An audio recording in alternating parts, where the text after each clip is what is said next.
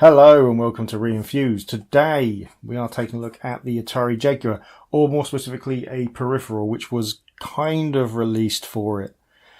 Okay, it's a long... We'll explain that one as we go along. So, when Atari released a Jaguar, which was really its last ditch proper attempt at the console market, they kind of threw a lot of stuff at it, and one of the things that they kind of demonstrated and showed off at a few game shows even was effectively a VR system. Now, it was quite an extensive VR system. It had apparently head tracking and it had a little motion control thing, but that fell through. They started trying to work with a company called Virtuality, which, if you're old enough, you probably know them. They made really the first arcade-ready virtual head setups, including walking devices and the proper headset and the wand controls and stuff like that.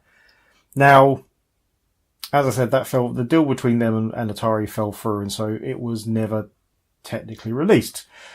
There are a few demos as well, but only one game ever came to market that featured the technology, and it was this one, which is Missile Command 3D, and it still has a menu to allow you to use the headset, even though it wasn't released.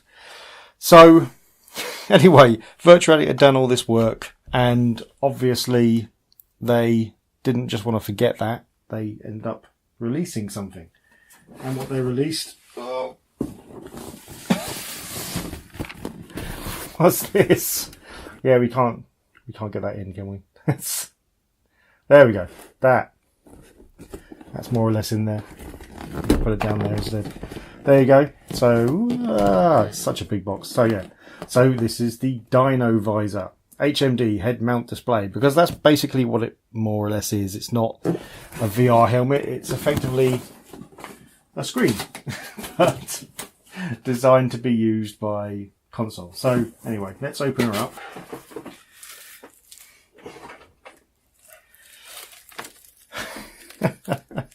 There she is. So this is the Dynovisor itself, and it is basically just a couple of screens in there, and they kind of work together to give you the illusion of having a 3D screen. So yeah, if we just kind of focus, can you read that? Can't tell if you can read it or not, but if you look here, it does say Virtuality, which is the the original. This one's a bit mucky. It's got it's obviously owned by a smoker. Something's rattling away inside. These speaker foam bits have gone really horrible, but it does kind of work. Now, this doesn't plug directly into the Jaguar. We don't really know how the other VR system was supposed to work, but anyway, what this does is it plugs into this little converter box, and this little converter box has inputs for composite. So anything with a composite output can go into here. Now, it also comes with a power supply, because this does need to be powered, because it is basically two little screens inside there. And yeah, there are two not very good screens. Well, let's get it plugged into the Jaguar, and then, well, we can try the best we can to get footage. Oh, back in a sec. So, here we are inside Missile Command 3D. Now, yeah, lots of very pointed examples of it being 3D there. So if we get through to the main menu, as you can see, we've got original, 3D, and virtual, which is the thing that gives us the thing. So virtual control. So this lets us set how we control it, because unlike the examples that were shown off at game shows, this doesn't come with head tracking, so you have to use the controller for everything. So that just lets you mess about the controls a little bit. We won't touch anything in there. Right, so now we need to power on the headset. The headset has a power supply and a power switch.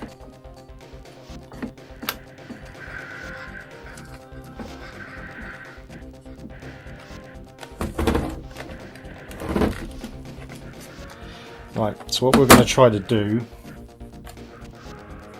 is we're going to try to record Oh yeah, this is not going to work. We're going to try to record the output.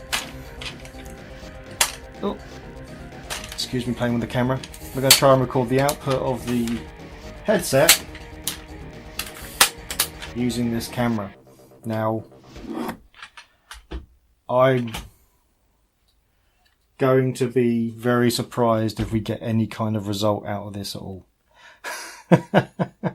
I've yet to find a good way of recording any kind of virtual reality system. But anyway, you know, let's not give up before we've tried. Right, so we can see the screen. If we zoom in, this is going to be basically almost impossible to see, but you will see kind of movement in there. I will find a better way to do this.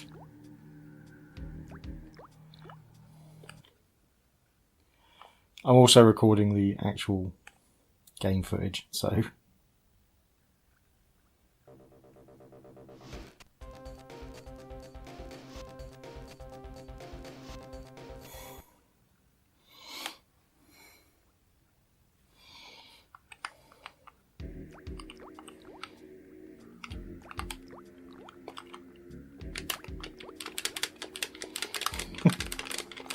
yeah, so this is the game anyway.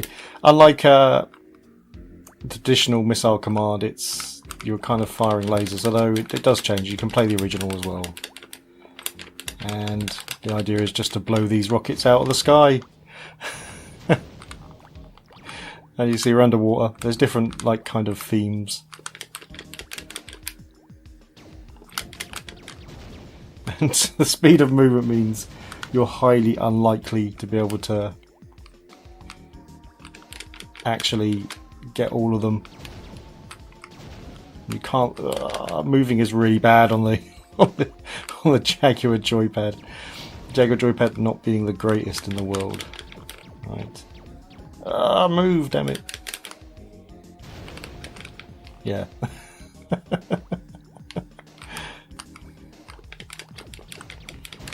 Oh, that's a fish in the background. How big are these rockets really? Or is that fish just far away? Yeah. It's very simplistic 3D. Sound is okay. Oh, hello. I think come from the screen and stuff.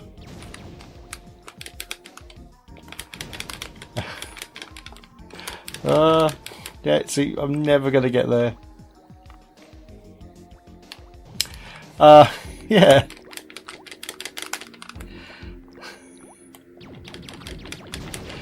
It is not a great game. I'll be honest, I wasn't a huge fan of Missile Command. It's not a terrible game, but it wasn't one that I'm particularly interested in. And this really just takes it in a worse way with a worse control. So there was at least some kind of strategy to it with having to hit the arc. Oh, blimey.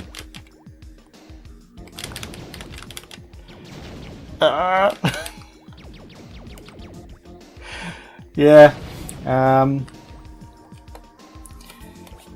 But anyway, yeah, so that was basically it. I don't think I can get a better picture of the game, which is a shame. Yeah, I don't know how this is going to turn out. It was quite difficult trying to get some footage of the 3D portion of that, and my camera kind of crapped out a bit as well. But anyway, if you enjoyed the video, please hit like. If you really enjoyed the video, please hit subscribe. If you didn't enjoy the video or you have something else to say, then please leave it in the comments below. See you next time.